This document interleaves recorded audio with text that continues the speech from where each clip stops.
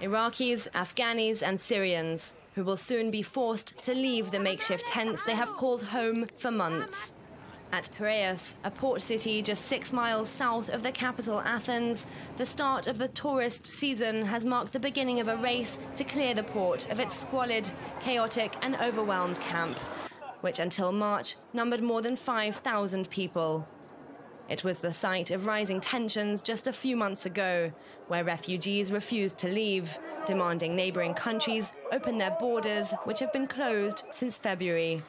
Not wanting to leave, but not safe either. Facilities at the camp are rudimentary, tensions are high, and resources are vastly overstretched. Volunteers and international NGOs worked around the clock to help improve the lives of the residents. The women and the young children, girls, are the worst in this place because they hasn't her own space. Don't leave without me. Okay, so we need more help.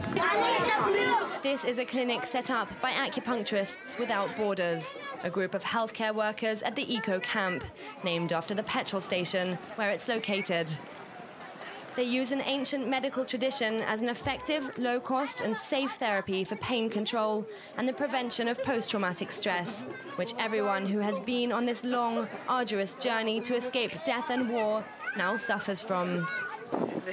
The kids and the adults and everybody here is traumatized, and there's some cases that are worse than others, but everybody. We have a kids space. We have three sessions a day. We have the school.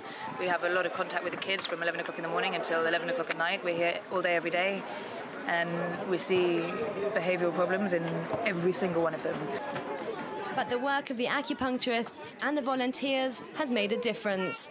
Especially the children took to their new surroundings. Over the last couple of months, have started to speak more and started to have a lot more fun and a lot more of a voice. We see trauma in all of them, and we see the side effects of the war in all of them.